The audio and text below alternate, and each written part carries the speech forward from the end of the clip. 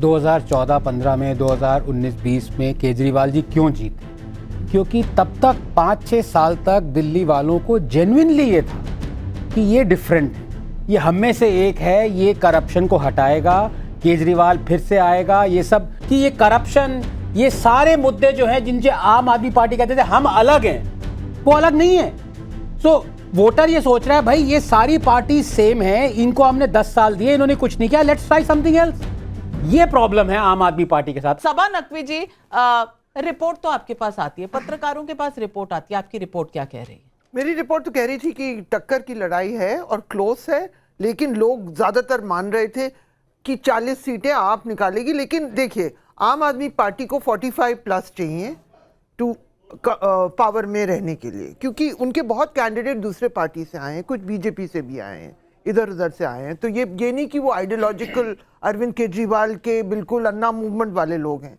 आम आदमी पार्टी और जिस तरह की मजबूती अब भाजपा के लिए दिल्ली एक प्रेस्टीज इलेक्शन हो गया है, उन्होंने इतना प्रयास एक छोटी सी पार्टी के खिलाफ किया है, तो वो चाहेंगे कि वो जीतें। तो आम आदमी पार्टी को 45 सीट्स की जरूरत है।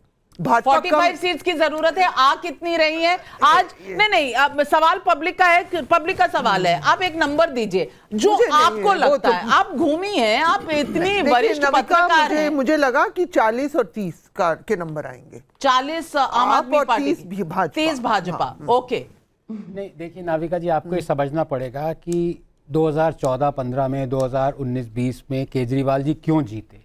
क्योंकि तब तक 5-6 साल तक दिल्ली वालों को जेन्युइनली ये था कि ये डिफरेंट है, ये हम में से एक है, ये करप्शन को हटाएगा, केजरीवाल फिर से आएगा, ये सब। अब आप ये देखिए कि 2014-15 में 25% जो आपके कैंडिडेट्स थे जो इलेक्शन जीते थे, वो एक्स अदर पार्टीज के थे, बीएसपी, कांग्रेस, बीजेपी। इस इलेक्शन में 75% आपके कैंडिडेट्स एक्स अदर पार्टीज के हैं। ये आपको क्या दर्शाता है कि ये करप्शन, ये सारे मुद्दे जो हैं जिनसे आम आदमी पार्टी कहते थे हम अलग हैं, वो अलग नहीं है। सो वोटर ये सोच रहा है भाई ये सारी पार्टी सेम है, इनको हमने 10 साल दिए, इन्होंने कुछ नहीं किया, लेट्स ट्राई समथिंग एल्स। ये प्रॉब्लम है आम आदमी पार्टी के साथ। अगर ये अपने प्रिंसिपल्स कोट एंड कोट पे स्टिक रहते कि भाई हमें करप्शन हटानी है, हम इसलिए आए हैं, क्लीन कैंडिडेट्स लेंगे, और दूसरी पार्टी को जहां पे हम लोगों को करप्ट कहते थे, बीएसपी हुआ, कांग्रेस हुआ, बीजेपी हुआ, उन सबको करप्ट कहते थे, वही लोग हमने ले लिया। अनुराग ढांडा, क्या ये क्रेडिबिलिटी क्राइसिस थी आम आदमी पार्टी के लिए जमीन पर? क्या 75% कैंडिडेट अगर आपके इंपोर्टेड हैं, वो ओरिजिनल ढूंढ के बनाई गई पॉलिटिकल पार्टी के नहीं थे? क्या ये एक फैक्टर हो सकता है? देखिए, मुझे नहीं लगता है कि ये नंबर्स कहां से लाए हैं, मुझे नहीं पता, लेकिन जो कैंडिडेट्स हमने इस बार भी फील्ड किए थे उनमें 40 से 45 ओरिजिनली जो 2013 में जब हमारी 2012 में जब पार्टी बनी थी तब से पार्टी के साथ जुड़े हुए हैं। जब कोई नई पार्टी बनती है, जब कोई आंदोलन होता है तो किसी न किसी पार्टी से तो लोग आते ही हैं। ऐसा थोड़ी है कि वहीं पे नए नेता खड़े होते हैं। तो मुझे आज भी हम इस चीज को लेके बहुत पॉजिटिव है कि जिस तरीके के करप्शन चार्जेस की ये बात कर रहे हैं, हमारे किसी नेता के ऊपर नहीं है। टॉप लीडरशिप को जिस तरीके से साजिश करके फंसाया गया वो अलग मैटर है, लेकिन उसके अलावा अगर आप देखें तो किसी भी और एमएलए कैंडिडेट के ऊपर जो सीरियस करप्शन चार्जेस हो, किसी ऐसे केस में हो, उस तरीके के चार्जेस नहीं है। सारे पॉलिटिकल चार्जेस हमारे नेताओं के ऊपर है। तो आप मैलाइन करने की कोशिश करते रहिए, अल्टीमेट अदालत तो जनता की होती है। जनता जब निर्णय देगी तब आप अपनी बात से पलट जाएंगे। जनता जो कहेगी, लेकिन उससे पहले कोर्ट्स कह चुके हैं। राधिका खेड़ा जी, आप हंस क्यों रही हैं? नाविका जी ये कह रहे थे कि हमारे किसी कैंडिडेट पे, किसी भी नेता पे करप्शन के चार्जेस नहीं है और हमें फंसाया जा रहा है। अगर आपको फंसाया जा रहा था तो आप फिर उन्हीं लोगों के साथ गठबंधन करके लोकसभा चुनाव क्यों लड़े? कांग्रेस ने आपका 2000 करोड़ का शराब घोटाला उजागर किया, उन्होंने ही कंप्लेंट करी, चाहे अनिल चौधरी हो, अजय माकन हो, संदीप दीक्षित हो, राहुल गांधी हो, सुप्रिया श्रीनेट हो, सबने प्रेस वार्ता करी, जवाब डाला कि एफआईआर करी, अरेस्ट करी अरविंद केजरीवाल को। अगर आपको साजिश के तहत वो फंसा रहे थे तो उसके 2 महीने बाद आप उनके साथ लोकसभा के गठबंधन में क्यों चले गए? बड़ा कमाल का आप लोगों का इश्क है। कभी लव एंड हेट रिलेशनशिप में बढ़िया है आप लोगों की, जिन्होंने आपको फंसाया कि आप उन्हीं के साथ लोकसभा चुनाव में चुनाव लड़ने के लिए जवाब दीजिए। राहुल गांधी के कैंडिडेट को वोट दे रहे हैं और राहुल गांधी अरविंद केजरीवाल के कैंडिडेट को। मैं तो राधिका जी से ही पूछ लेता हूं कि जो अफजल गुरु को शहीद कहती है, उस पीडीपी के साथ सरकार बनाने क्यों चले गए थे? क्या हुआ? बस ये वोट अबाउटरी का मतलब सवाल तो होना सवाल चाहिए दिल्ली अपनी का पार्टी है, का भी। आप कश्मीर चले गए और वो कितनी पुरानी बात है, ये अपनी कमाल बात है और जेल में आपके आपको नेताओं की डाला। बात है, लेकिन सीधा जवाब नहीं। मैं अमीर जमाई जी से इतनी भी पूछना पुरानी चाहती नहीं है नविका अमीर जी, लेकिन अमित नहीं, बिल्कुल जमाई जी, सीधा जवाब है। सवाल राधिका जो खेड़ा ने सेंट्रल सही गवर्नमेंट पूछा है। का चुनाव उन्होंने होगा, कहा कि केंद्र का कांग्रेस तो ने बिल्कुल अलग कंप्लेंट की होता थी, अगर नेता आपके जेल गए थे तो कांग्रेस के साथ आप साथ क्यों खड़े हुए थे? सवाल तो वाजिब है।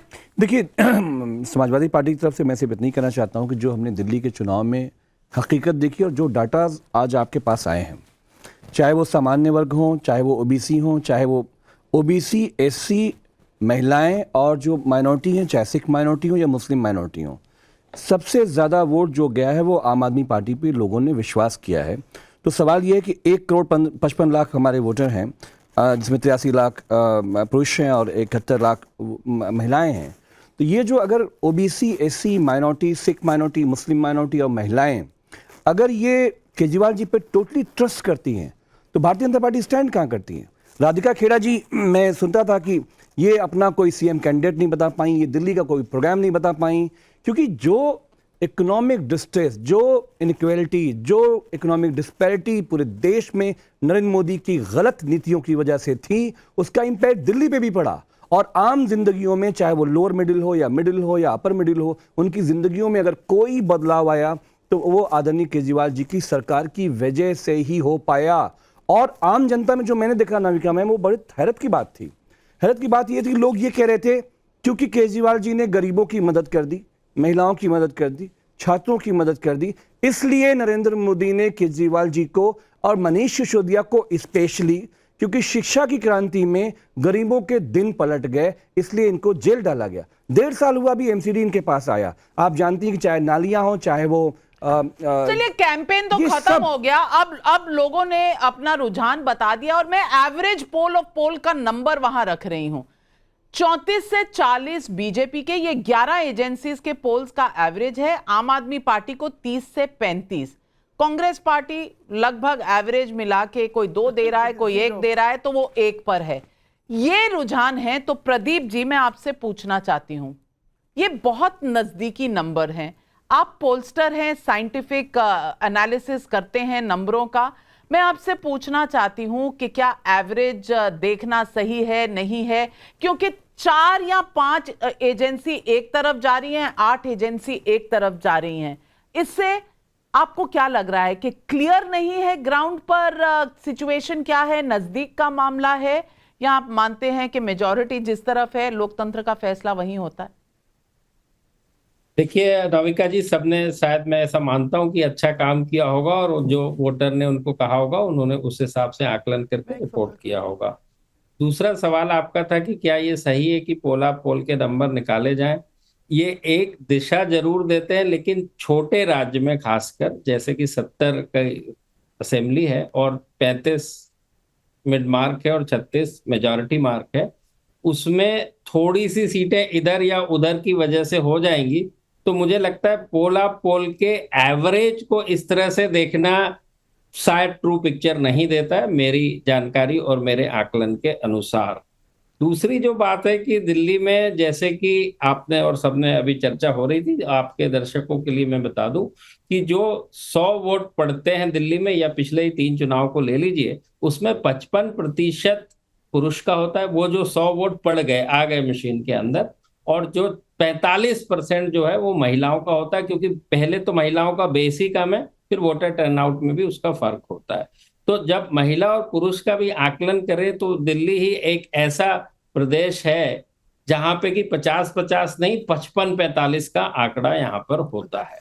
तो इस हिसाब से जो सारी डेमोग्राफी का अपना अपना एक रोल है, अपना अपना एक प्रतिनिधित्व है उस 100 के अंदर, तो उसके आकलन के अनुसार जो भी एजेंसी ठीक से उसको कर पाएगी, आई थिंक वो रिजल्ट के ज्यादा करीब रहेगी।